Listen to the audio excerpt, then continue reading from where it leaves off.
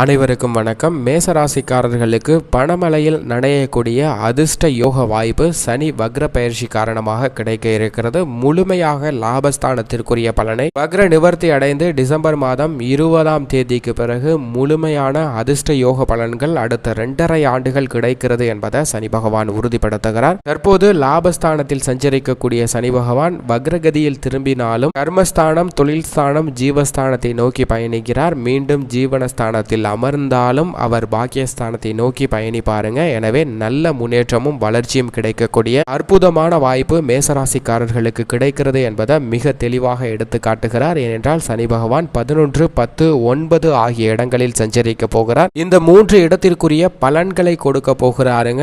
11, 10 ஆகிய இடங்களில் சஞ்சரிப்பார். அப்படி சஞ்சரிப்பதன் காரணமாக நல்ல வளர்ச்சியும் முன்னேற்றமும் மேசராசிக்காரர்களுக்கு கிடைக்கக்கூடிய வாய்ப்பு மிக அதீதமாக இருக்கிறது என்பதை தெளிவாக எடுத்து காட்டுகிறார். டிசம்பர் மாதம் 20ஆம் தேதிக்கு பிறகு மிகவும் அதிகப்படியான வளர்ச்சி பெறுவதற்கான வாய்ப்பும் பணமழையில் நனைவதற்கான அதிர்ஷ்ட யோகமும் கிடைக்கிறது என்பதை தெளிவாக எடுத்து காட்டுகிறார்.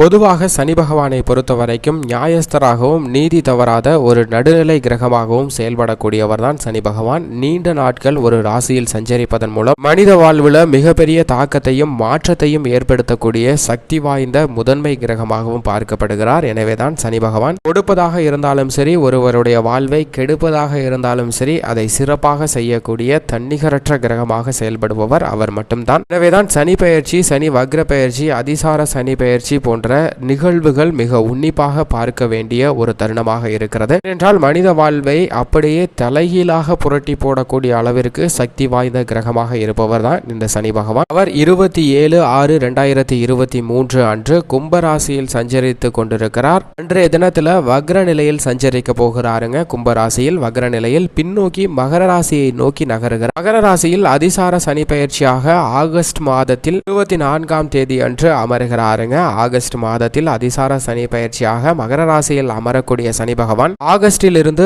அக்டோபர் மாதம் வரை தனுசு ராசியை நோக்கி பின்னோக்கி பயணம் செய்கிறார். பின்னோக்கி பயணம் செய்யக்கூடிய சனி பகவான் தனுசு ராசிக்குரிய இடத்திற்குரிய பலனை கொடுப்பதில் மிகப்பெரிய மாற்றத்தை ஏற்படுத்தக்கூடிய ஒரு அமைப்பிலும் சஞ்சரிப்பாருங்க. அக்டோபர் மாதம் 23ஆம் தேதி அன்று வக்ர நிவர்த்தி பெறுகிறார். வக்ர நிவர்த்தி பெற்று முழு ஆட்சி பலத்துடன் மகர ராசியில் சஞ்சரிக்கக்கூடிய சனி பகவான் நவம்பர், டிசம்பர் மாதங்கள்ல சஞ்சரிப்பாருங்க. டிசம்பர் மாதம் 20ஆம் தேதியிலிருந்து மீண்டும் முழு ஆட்சி பலத்துடன் கும்பராசியில் அமரப்போகிறார். அப்படி அவருடைய சஞ்சார அமைப்புல கும்பராசி, மகர ராசி மற்றும் தனுசு ராசி என 3 ராசிகளுக்கு மாறி சஞ்சரிக்க போகிறாருங்க. அப்படி சஞ்சரிப்பதால் 3 விதமான பலன்களை கொடுக்க போகிறார். அப்படி கொடுக்கக்கூடிய இந்த அமைப்பு என்பது பணமழையில் நனைவதற்கான வாய்ப்பை நிச்சயம் உருவாக்கி கொடுக்கிறது என்பதில் சந்தேகமே இல்லை. ஏனென்றால் பொதுவாக சனி பகவானை பொறுத்த வரைக்கும் 3, 6, 11 ஆகிய இடங்கள்ல சஞ்சரிக்கும் போது அபரிவிதமான வளர்ச்சியும் முன்னேற்றத்தையும், திடீர் கோடீஸ்வர வாய்ப்பையும், செல்வ செழிப்பையும் அள்ளி கொடுக்கக்கூடிய ஒரு தன்னிகரற்ற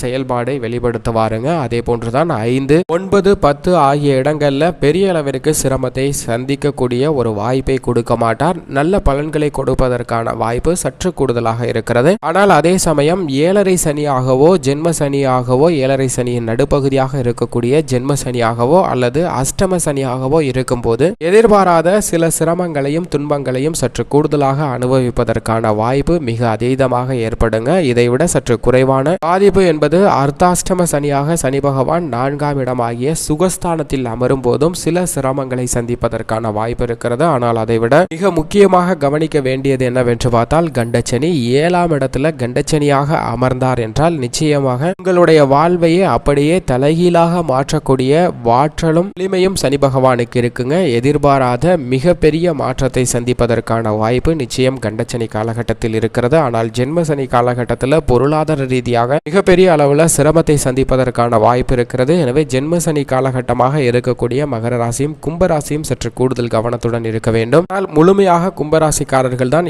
இனி சற்று கூடுதல் கவனமும் விழிப்புணர்வும் தேவைப்படுகிறது இந்த வக்ர நிவர்த்தி அடைந்ததற்கு பிறகு. அதே சமயம் அஷ்டம சனி காலகட்டத்தில் உறவுகளில் பிரிவு, விரிசல், எதிர்பாராத கருத்து வேறுபாடு போன்றவை குடும்ப ரீதியாக பல பிரச்சனைகளை சந்திப்பதற்கான வாய்ப்பும், பல்வேறு விதமான சுப நிகழ்வுகளை நடத்துவதில் சிரமத்தை சந்திப்பதற்கும் தடையை சந்திப்பதற்கான வாய்ப்பும் கூடுதலாக இருக்கு என்பதை தெளிவாக எடுத்து காட்டுகிறாருங்க. புத்திர பாக்கியத்தில் தடை ஏற்படுவது உட்பட பல சிரமங்கள் இந்த அஷ்டம சனி காலகட்டத்தில் கிடைப்பதற்கான வாய்ப்பு இருக்கிறது. எனவே அஷ்டம சனியை சற்று நிதானத்துடன் எதிர்கொள்ள வேண்டிய ஒரு தருணமாக பார்க்கப்படுகிறது. இப்படி ஒவ்வொரு இடத்தில் சஞ்சரிக்கும் போது ஒவ்வொரு விதமான பலனை கொடுக்கக்கூடிய ஒரு அற்புதமான கிரகமாக இருக்கிறாருங்க சனி பகவான். ஆனால் தற்போது 3 இடங்களுக்கு மாறி சஞ்சரிக்க போகிறார் இந்த வக்ர பயிற்சி காலகட்டத்தில். எனவே அனைத்து விதமான வளர்ச்சியும் பணமழையில் நனைவதற்கான அற்புத யோகத்தையும் உருவாக்கி கொடுக்க போகிறாருங்க. இந்த சந்தர்ப்பத்தை தவற விட்டுவிட வேண்டாம், சரியாக பயன்படுத்திக் கொள்ளுங்கள். நிச்சயம் நல்ல வளர்ச்சி கிடைக்கும். குடும்ப சூழ்நிலையை பொறுத்த வரைக்கும் மேச ராசியில் அதிபதியாக இருக்கக்கூடிய செவ்வாய் சிறப்பாக சஞ்சரிக்கக்கூடிய இந்த தருணத்தில் லாபஸ்தானத்தில் வலுவிழந்து வக்ரகதியில் திரும்புவது நல்ல ஒரு பலன் தரக்கூடிய அமைப்பாக தான் பார்க்கப்படுகிறது. ஏனென்றால் ஜீவனஸ்தானத்தில் சஞ்சரித்தாலும் பெரிய அளவிற்கு சிரமத்தை எதிர்கொள்ள வேண்டிய ஒரு சூழ்நிலை இல்லைங்க. எனவே அடுத்து வரக்கூடிய 2.5 ஆண்டுகள் இந்த வக்ர பயிற்சி காலம் உட்பட எதிர்வரக்கூடிய 2.5 ஆண்டுகள் குடும்ப ரீதியாக பல மகிழ்ச்சிகரமான சம்பவங்கள் நடைபெற போகின்றன. அனைத்திலும் அளவற்ற நன்மை பெறுவதற்கான வாய்ப்பும், பழைய கசப்பான நிகழ்வுகள் மறைந்து மகிழ்ச்சி அதிகரிப்பதற்கான ஒரு சூழ்நிலையும் கிடைக்க இருக்கிறது. கடன் போன்ற தொல்லைகள் குறைவதற்கான வாய்ப்பு நிச்சயம் ஏற்படுகிறது. ஆரோக்கிய குறைபாடுகள் உட்பட பல விஷயங்கள் நிவர்த்தி அடையக்கூடிய ஒரு தருணமாக பார்க்கப்படுதுங்க இந்த சனி வக்ர பயிற்சி காலகட்டம். அது மட்டுமல்லாது எதிர்வரக்கூடிய 2.5 ஆண்டுகளும் மிக சிறப்பாக தான் அமைகிறது. மேலும் திருமணம், குழந்தை பாக்கியம் உட்பட அனைத்து விதமான விசேஷ தருணங்களும் மேசராசிக்காரர்களுக்கு நிச்சயம் கிடைக்கக்கூடிய ஒரு அற்புதமான அமைப்பாக பார்க்கப்படுகிறது. தொழில் துறையை பொறுத்த வரைக்கும் தனது முழு கட்டுப்பாட்டில் வைத்துக் கொண்டிருக்கக்கூடிய சனி பகவான் மிக சிறப்பாக சஞ்சரிக்கிறாருங்க. ஜீவனஸ்தானத்தில் வலுவாக ஆட்சி பலத்துடன் அமர்ந்தாலும் தொழில்துறை, வியாபாரத்துறையில புதிய முதலீடுகள் செய்வது, அவற்றில் மிகப்பெரிய அளவில் லாபத்தை பெறுவது போன்ற அனைத்தையும் உங்களுக்கு உறுத்தாக்கி கொடுக்க போகிறாருங்க. பெரிய அளவிற்கு சாதகமாக இருந்தாலும் திட்டமிடுதல்ல சற்று விழிப்புணர்வுடன் இருக்க வேண்டும். திட்டமிடுதல்ல குறைபாடு ஏற்பட்டால் சில சிரமங்கள் இருக்குங்க. ஏனென்றால் வக்ரகதியில் திரும்புகிறார். முழுமையாக டிசம்பர் மாதத்திற்கு பிறகு தொழில்துறை, வியாபாரத்துறையில் பணமழையில் நனைவதற்கான வாய்ப்பு நிச்சயம் மேசராசிக்காரர்களுக்கு கிடைக்க இருக்கிறது. உத்தியோகத்தை பொறுத்த வரைக்கும் நீடித்த நிரந்தர அரசு வேலை வாய்ப்பு கிடைப்பதற்கான முதன்மை யோகம் மேசராசிக்காரர்களுக்கு உள்ளது. எனவே உங்களது முயற்சியும் பயிற்சியும் அதிகப்படுத்துங்க. நிச்சயம் நிரந்தர அரசு வேலை வாய்ப்பு கிடைக்கும். அதில் எந்த விதமான தடையும் ஏற்படாது. உத்தியோக ரீதியாக நீங்கள் எதிர்பார்க்கக்கூடிய பல சலுகைகள் கிடைக்கக்கூடிய ஒரு அற்புதமான காலகட்டமாக அமைகிறதுங்க. மற்றும் கலைத்துறை, அரசியல் துறையை பொறுத்த வரைக்கும் 2ற்கும் அதிபதியாக இருப்பவர் சுக்கிரன். அவருக்கு நட்பு கிரகமாக இருப்பவர் தான் சனி பகவான். அவர் சிறப்பாக சஞ்சரிப்பதால் 2 துறையிலும் இருந்த குழப்பங்கள், பிரச்சனைகள் அனைத்தும் உங்களை விட்டு விலக போகிறது. நல்ல முன்னேற்றம் கிடைக்கக்கூடிய வகையில் இனி வரக்கூடிய காலங்கள் அடிப்படையாக அமைய போகிறது என்பதை தெளிவாக எடுத்து காட்டுகிறாருங்க. எனவே நிச்சயம் அதிர்ஷ்டம் நிறைந்த ஒன்றாக தான் பார்க்கப்படுகிறது. மாணவ மாணவியரை பொறுத்த வரைக்கும் கல்வியில் நல்ல முன்னேற்றம் கிடைக்கும் என்பதில் சந்தேகமே இல்லை. விவசாயத்துறையினரை பொறுத்த வரைக்கும் விவசாயத்துறை செவ்வாயின் கட்டுப்பாட்டில் இருந்தாலும்,